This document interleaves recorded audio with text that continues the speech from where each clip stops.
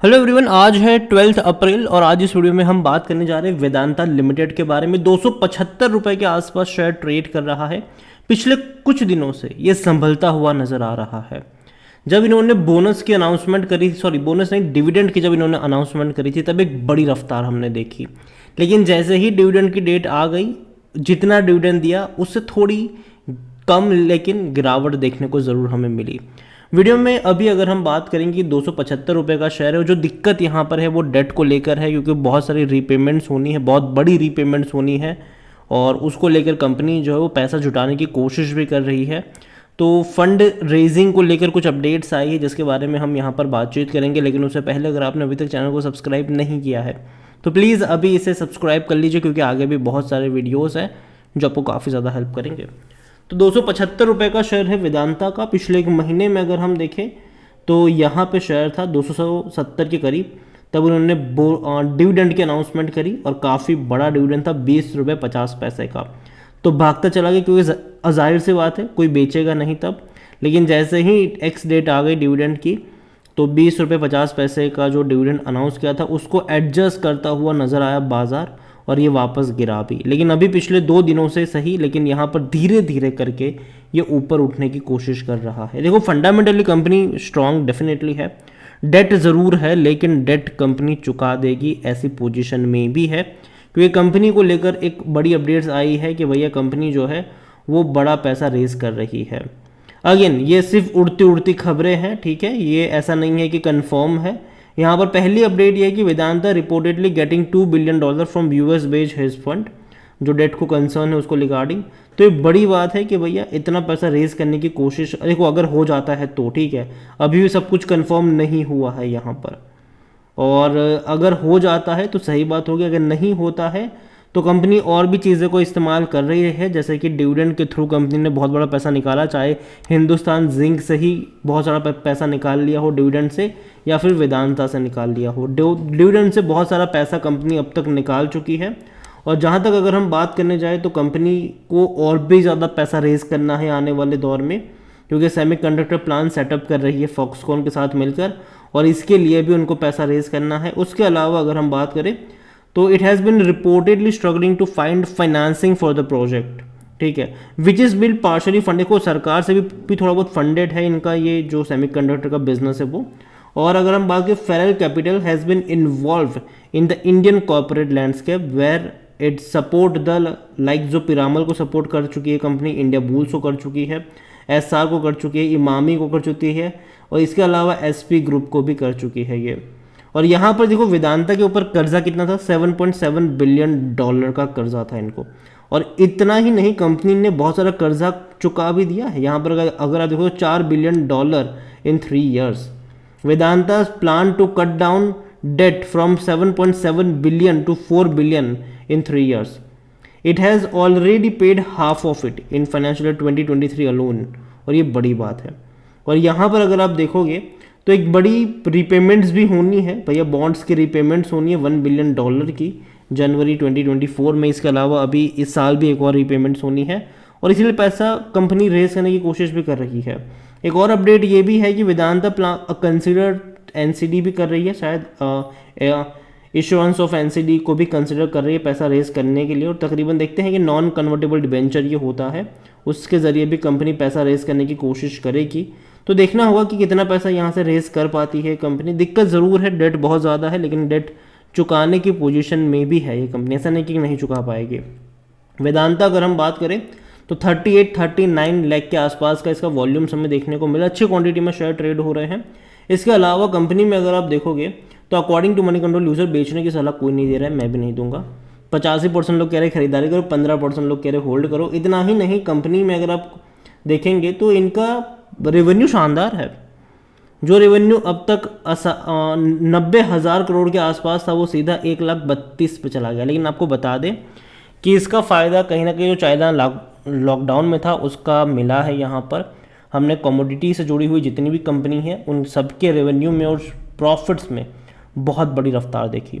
लेकिन अभी वो प्रॉफिट और रेवेन्यू थोड़ा सा श्रिंक भी हो रहा है। अगर आप देखो यहाँ पर तो जो इनके रेवेन्यू तकरीबन 40,000 करोड़ चले गए थे, अब वो धीरे धीरे करके 34,000 पे आ चुके हैं। क्वार्टरली। सेम चीज़ प्रॉफिट के साथ भी हुई है। जो प्रॉफिट बहुत ज़्यादा चला गया था वो धीरे धीरे श्रिंक हो रहा है, लेकिन फिर भी एक डिसेंट प्रॉफिट है। लेकिन कंपनी को और ज़्यादा प्रॉफिट कमाना पड़ेगा, क्योंकि अगर ज़्यादा प्रॉफिट कमाएंगे तो ही भैया ज़्यादा डिविडेंड पे आउट कर पाएंगे। अगर प्रॉफिट नहीं कमाएंगे तो अच्छा डिविडेंड पे आउट नहीं कर पाएंगे, जो कि इस कंपनी की मेन खासियत है। तो ये कंपनी अगर आप देखो तो डिविडेंड भारी भरकम पे करती है, और यही वजह है कि लोग यहाँ पर बने रहते हैं। लोग लॉन्ग टर्म का निवेश करते हैं, क्योंकि उनको पता है कि भैया साल में अगर आपकी बाइंग यहाँ पर 250 रुपये की भी है और साल में आपको 80-90 रुपये का डिविडेंड पे कर लेता है, तो इतना रिटर्न तो कोई नहीं देगा आपको। और शेयर प्राइस भी अगर आप देखो तो मुझे नहीं लगता कि बहुत बड़ा करेक्शन आएगा। हाँ, थोड़ा बहुत आ सकता है यहाँ पर शॉर्ट टर्म में। और एक चीज़ ये भी देखनी होगी कि किस तरीके से कंपनी पैसा रेज कर पाती है कि नहीं, उनकी एबिलिटी के ऊपर भी चीज़ें डिपेंड करेगी।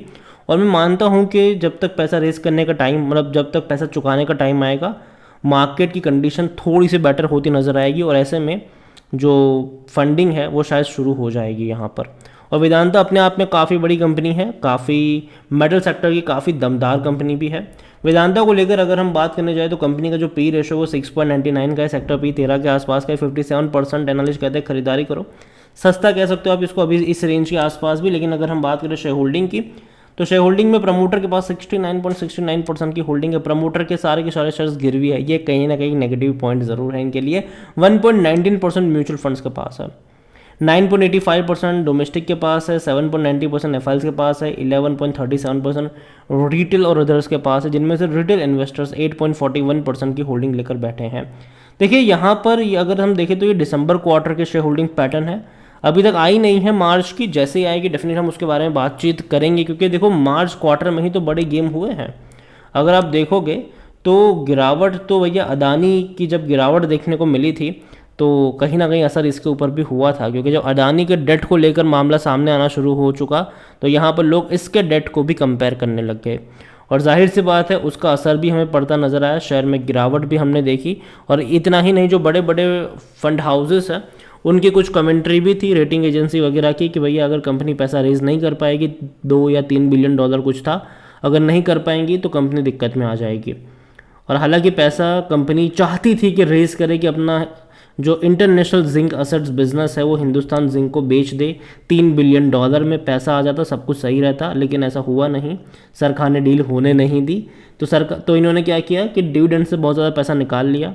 अगर हम बात करें तो अभी हिंदुस्तान जिंक ने भी 26 रुपये पर शेयर का डिविडेंड दिया है, जिसमें वेदांता प्रमोटर है, और वेदांता के पास तकरीबन 65% की होल्डिंग है। और इसी बार में अगर हम देखें तो इस साल अगर हम देखें तो इसने हिंदुस्तान जिंक ने फरवरी में भी पे किया था डिविडेंड, और अभी भी पे किया है। तो दोनों का कुल मिलाकर अगर हम देखा जाए तो 4 महीने के अंदर वेदांता ने हिंदुस्तान जिंक से 10,000 करोड़ रुपए निकाल लिए डिविडेंड के फॉर्म में। वेदांता में भी अगर हम देखें तो ऑलरेडी ये 7,000 करोड़ रुपए निकाल लिए हैं इन्होंने। तो 17,000 करोड़ रुपए ऑलरेडी इन्होंने 2 कंपनी में से निकाल लिए एज अ डिविडेंड के फॉर्म में, जिसकी वैल्यू अगर हम देखें तो ऑलमोस्ट 2 बिलियन डॉलर के आसपास बैठती है, जो कि बड़ी बात है कंपनी के लिए। ठीक है, तो मुझे लगता है कि ऑन ट्रैक है ज़रूर फिर, लेकिन फिर भी कुछ पैसों की ज़रूरत पड़ेगी इन्हें अपने और ज़्यादा प्रीपेमेंट्स को चुकाने के लिए। तो कहीं ना कहीं कंपनी पैसों का जुगाड़ कर लेगी, और कंपनी कोशिश भी करेगी कि बड़े बड़े फंड हाउस से बातचीत करी जाए और पैसा और कंपनी की जो रेपुटेशन है वो डेफिनेटली अच्छी रेपुटेशन है, कहीं ना कहीं से जुगाड़ कर लेगी ये। लेकिन हाँ, जब तक ऐसा नहीं होता खबरों का बाजार गर्म रहेगा। अभी आपको ये खबर देखने को मिल रही है कि भैया इनके साथ डील हो सकती है 2 बिलियन डॉलर की, इसके अलावा 1 बिलियन डॉलर यहाँ से रेज करेंगे। हो सकता है कि कल को खबर आ जाए कि ऐसा कुछ नहीं होने वाला, ये खबर सही नहीं है, और कुछ दिन बाद कोई और भी खबर निकल कर आ जाए, तो खबरों का बाजार गर्म रहेगा, उसके ऊपर बहुत कुछ रहेगा। तो अगर मैं कहूँगा कि जब तक ऑफिशियल कमेंट्री ना आए ध्यान में रखकर ट्रेडिंग नहीं करना चाहिए उसको लेकर। और वेदांता की जहाँ तक बात है, डेफिनेटली आज इस खबर ने थोड़ा बहुत पॉजिटिव मोमेंटम यहाँ पर ज़रूर ला कर रखा हुआ है। खरीदारी करिए, बने रही। लेकिन जहाँ तक बात है फ्रेश बाइंग की, मुझे लगता है कि थोड़ा सा करेक्शन अगर यहाँ पर बनेगा 250 से 260 रुपये की रेंज में अगर जाएगा तो खरीदारी के मौके यहाँ पर आपको बनते हुए नज़र आ सकते हैं। और डिविडेंड तो काफ़ी अच्छा पे कर रहा है, और देखो काफ़ी लोगों को डिविडेंड नहीं मिला होगा अब तक, लेकिन डेफिनेटली इनको 1-2 हफ्ते में जो डिविडेंड है वेदांता का वो मिल जाना चाहिए। 20 रुपये 50 पैसे का ये डिविडेंड है।